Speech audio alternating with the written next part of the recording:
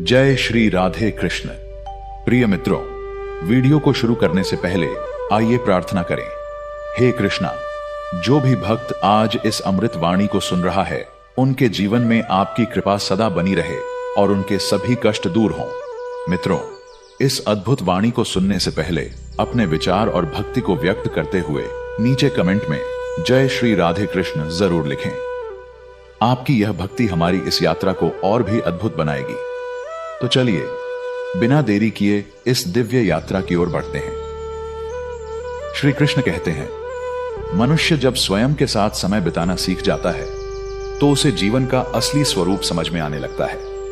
आत्मचिंतन ही वह मार्ग है जो उसे सत्य, शांति और आत्मज्ञान की ओर ले जाता है। कई बार हम जीवन की भागदौड़ में इतने उलझ जाते हैं कि खुद को ही भूल जाते हैं। हर दिन नए लक्ष्य, नई उम्मीदें और समाज की अपेक्षाएं हमें घेर लेती हैं।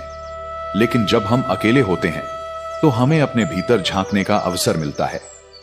यह अकेलापन कोई अभिशाप नहीं, बल्कि एक अनमोल उपहार है जो हमें खुद को समझने और अपने जीवन के लक्ष्य को स्पष्ट करने का मौका देता है।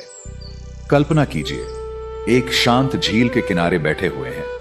अगर पानी में लगातार हलचल हो तो उसमें अपना प्रतिबिंब देख पाना असंभव हो जाता है। लेकिन जब पानी स्थिर होता है तो हमारा चेहरा साफ दिखाई देता है। ठीक वैसे ही जब हम अकेले होते हैं और बाहरी दुनिया की हलचल से दूर होते हैं तो हमें अपनी असली पहचान देखने का अवसर मिलता है। महाभारत में अर्जुन भी इसी स्थिति में थे। जब वे युद्ध भूमि में खड़े थे तो चारों तरफ शोर था।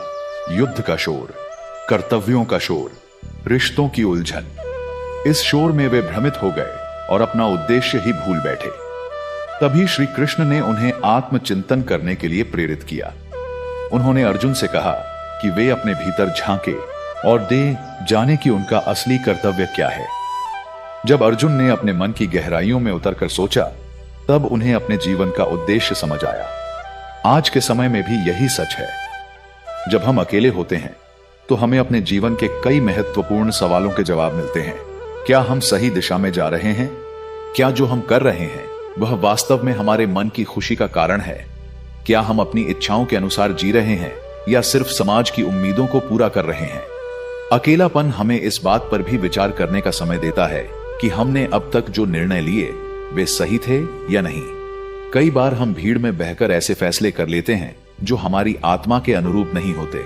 लेकिन जब हम खुद के साथ बैठते हैं तब हमें यह एहसास होता है कि हमें किस दिशा में आगे बढ़ना चाहिए।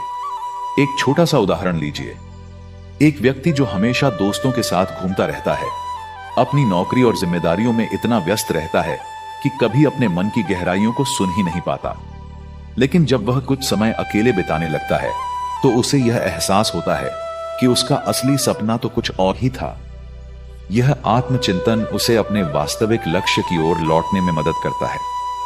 आज के दौर में हम हर समय किसी न किसी से जुड़े रहते हैं। मोबाइल, सोशल मीडिया, टीवी और अन्य कई चीजें हमारे मन को शांत होने का अवसर ही नहीं देती। लेकिन अगर हम सच में खुद को समझना चाहते हैं तो हमें कुछ समय अकेले रहकर आत्मचिंतन करना ही होगा। श्री कृष्ण कहते हैं कि जब मनुष्य अपनी आत्मा की आवाज सुनना सीख जाता है तो उसे बाहरी दुनिया के शोर से प्रभावित होने की जरूरत नहीं होती। आत्मचिंतन ही वह साधन है जो हमें सच्चे आनंद और आत्मसंतोष की ओर ले जाता है। इसलिए अकेले रहना कोई कमजोरी नहीं, बल्कि यह हमें जीवन को सही दृष्टिकोण से देखने की ताकत देता है।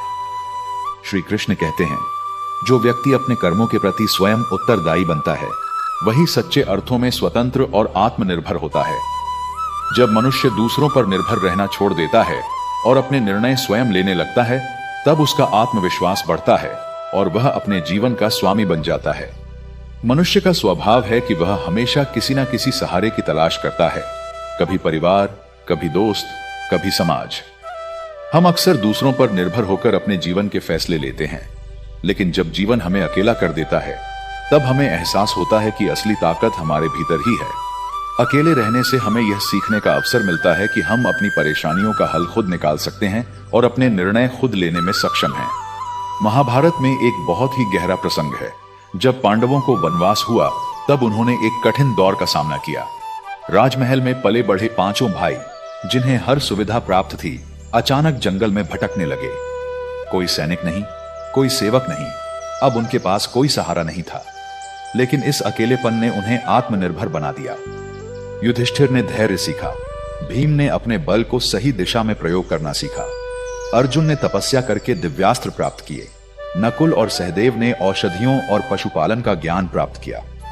यही आत्मनिर्भरता थी जिसने उन्हें महान योद्धा बनाया। अगर वे राजमहल में ही रहते और सुविधाओं पर निर्भर रहते तो शायद कभी जीवन के संघर्षों से जूझने की शक्ति नहीं आ पाती। अकेलापन उन्हें तोड़ने के लिए नहीं आया था, बल्कि उन्हें आत्मनिर्भर बनाने के लिए आया था। आज के समय में भी यही सत्य है। जब हम हर छोटी बड़ी समस्या के लिए दूसरों पर निर्भर रहते हैं तो हम अपने भीतर की शक्ति को पहचान ही नहीं पाते। लेकिन जब हमें अकेले अपने फैसले लेने पड़ते हैं तो हम समझते हैं कि हमारी सोच, हमारी समझदारी और हमारे अनुभव ही हमारी असली ताकत है। एक युवा को देखिए जो हमेशा अपने माता पिता पर निर्भर रहता है। जब तक वे उसके लिए फैसले लेते हैं तब तक वह सुरक्षित महसूस करता है। लेकिन जैसे ही उसे अकेले अपने निर्णय लेने पड़ते हैं वह घबरा जाता है। लेकिन धीरे धीरे जब वह अपनी गलतियों से सीखता है, अपने पैरों पर खड़ा होता है, तो वही आत्मनिर्भरता उसका सबसे बड़ा बल बन जाती है। श्री कृष्ण अर्जुन को भी यही सिखाते हैं। जब अर्जुन मोह में फंसकर युद्ध से भागना चाहते थे तब कृष्ण ने उन्हें आत्मनिर्भर बनने की सीख दी।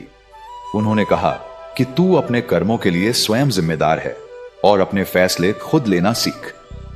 यही शिक्षा अर्जुन को महान योद्धा बना गई। जब हम अकेले होते हैं तब हमारे पास कोई सहारा नहीं होता। यह अकेलापन हमें यह सिखाता है कि अगर हम गिरे तो खुद को संभालना होगा। अगर कोई समस्या आए तो हमें खुद ही हल निकालना होगा। धीरे धीरे यह अभ्यास हमें इतना आत्मनिर्भर बना देता है कि हम किसी भी परिस्थिति में घबराते नहीं, बल्कि डटकर सामना करते हैं। अकेलापन हमें मजबूत बनाता है, आत्मनिर्भर बनाता है और अपने फैसले खुद लेने की क्षमता देता है। यही सच्चा आत्मविश्वास है और यही जीवन की असली शक्ति है। इसलिए श्री कृष्ण कहते हैं कि आत्मनिर्भर बनो, क्योंकि जब तुम खुद पर भरोसा करना सीख लोगे तभी जीवन का असली आनंद प्राप्त कर पाओगे। श्री कृष्ण कहते हैं, जो व्यक्ति स्वयं के भीतर शक्ति को खोज लेता है उसे बाहरी सहारे की आवश्यकता नहीं पड़ती। निर्भरता केवल भ्रम है जो मनुष्य को कमजोर बनाती है। जब तुम अपने पैरों पर खड़े होना सीखो तभी सच्चे आनंद और स्वतंत्रता का अनुभव कर पाओगे। जीवन की सबसे बड़ी विडंबना यह है कि हम अपने सुख दुख को दूसरों से जोड़कर देखते हैं। जब तक कोई हमारा साथ देता है हमें लगता है कि हम खुश हैं, लेकिन जैसे ही कोई हमें अकेला छोड़ देता है हम टूटने लगते हैं। यह इस बात का संकेत है कि हम दूसरों पर अत्यधिक निर्भर हो चुके हैं। लेकिन अगर हम अकेले रहने की कला सीख लें तो यह निर्भरता धीरे धीरे कम होने लगती है और हमें अपनी असली शक्ति का अनुभव होता है। कल्पना कीजिए कि आप एक सुंदर नाव में बैठे हैं, लेकिन आपकी नाव किसी और के सहारे बंधी हुई है। आप तभी तक आगे बढ़ सकते हैं जब तक दूसरा व्यक्ति चाहे, लेकिन एक दिन वह सहारा हट जाता है और आप देखते हैं कि आपकी नाव अब स्वतंत्र है, लेकिन आपको खुद ही उसे चलाना होगा। अगर आपको नाव चलानी नहीं आती तो आप घबरा जाएंगे, लेकिन अगर आपने पहले ही इसे चलाना सीख लिया हो तो आप खुशी से अपने सफर पर निकल पड़ेंगे। महाभारत में द्रौपदी का जीवन इस सत्य का सबसे बड़ा उदाहरण है। जब उसके साथ अन्याय हुआ तो उसने सबसे पहले अपने पतियों की ओर देखा, फिर गुरुजनों की ओर, लेकिन कोई आगे नहीं आया। अंत में उसे समझ आया कि कोई और उसे बचाने नहीं आएगा।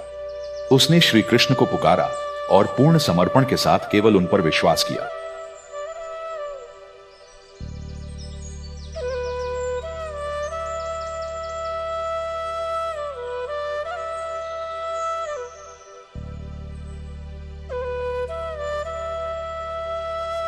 उस क्षण द्रौपदी को यह सीख मिली कि जब तक हम दूसरों पर निर्भर रहते हैं तब तक हम कमजोर महसूस करते हैं, लेकिन जब हम केवल अपने आत्मबल और ईश्वर पर भरोसा करते हैं तब हम सच्ची शक्ति को महसूस कर सकते हैं।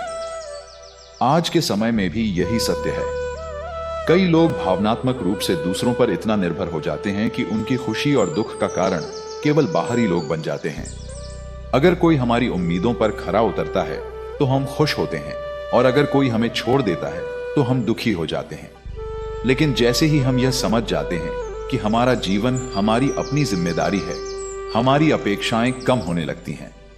जब हम दूसरों से उम्मीदें लगाना छोड़ देते हैं तभी हम सच्चे अर्थों में अपने जीवन को अपने तरीके से जीना शुरू करते हैं। एक पक्षी का उदाहरण ले। जब वह छोटा होता है तो अपने माता पिता के घोंसले में सुरक्षित रहता है। उसे भोजन मिलता है, सुरक्षा मिलती है और उड़ान भरने की कोई जरूरत महसूस नहीं होती। लेकिन जैसे ही वह बड़ा होता है, माता पिता उसे घोंसला छोड़ने के लिए मजबूर करते हैं। पहली बार जब वह अकेला उड़ता है तो उसे डर लगता है, लेकिन जैसे ही वह हवा में अपने पंखों की शक्ति को महसूस करता है, उसे एहसास होता है कि वह खुद उड़ सकता है और अब उसे किसी सहारे की जरूरत नहीं। श्री कृष्ण हमें यही सिखाते हैं कि हमें अपने पंखों पर भरोसा करना सीखना चाहिए, ना कि दूसरों की शाखाओं पर बैठकर जीवन बिताना चाहिए। जब हम अकेले रहना सीखते हैं तो हमें दूसरों की स्वीकृति या उनके सहारे की आवश्यकता महसूस नहीं होती। हम अपने भीतर की शक्ति को पहचानते हैं और अपने जीवन को अपने अनुसार जीना शुरू करते हैं। यही आत्मनिर्भरता की सबसे बड़ी पहचान है। इसलिए जब भी जीवन तुम्हें अकेला कर दे, उसे एक अवसर की तरह देखो। यह समय है अपनी नाव को खुद चलाने का, अपने पंखों को पहचानने का और अपने जीवन को पूरी तरह से अपने तरीके से जीने का। यही सच्ची स्वतंत्रता है और यही आत्मशक्ति की सबसे बड़ी उपलब्धि। श्री कृष्ण कहते हैं, रिश्तों की पहचान सुख में नहीं बल्कि कठिनाई के समय होती है। जब संसार तुम्हें अकेला छोड़ दे, तब जो तुम्हारे साथ खड़ा रहे वही सच्चा अपना है। मतिभ्रम में मत पड़ो। जो जल के समान हर रूप में बहता है, वही प्रेम और सच्चे संबंधों का प्रतीक है। जीवन में जब तक हम लोगों से घिरे रहते हैं, तब तक हमें यह समझ नहीं आता कि कौन हमारे साथ वास्तव में है और कौन केवल परिस्थितियों के कारण हमारे करीब है। लेकिन जब हम अकेले होने लगते हैं, जब हमें किसी की जरूरत होती है और तब भी कोई हमारे साथ खड़ा रहता है, तो हमें समझ आता है कि वही रिश्ता सच्चा है। अकेले रहने से हमें यह अनुभव होता है कि कौन केवल सुविधा के लिए हमारे साथ था और कौन वास्तव में हमारे जीवन का एक महत्वपूर्ण हिस्सा है। तो दोस्तों, इस वीडियो में बस इतना ही। फिर मिलेंगे दोस्तों अगली वीडियो के साथ। तब तक के लिए अपना ख्याल रखना और हमेशा मुस्कुराते रहना।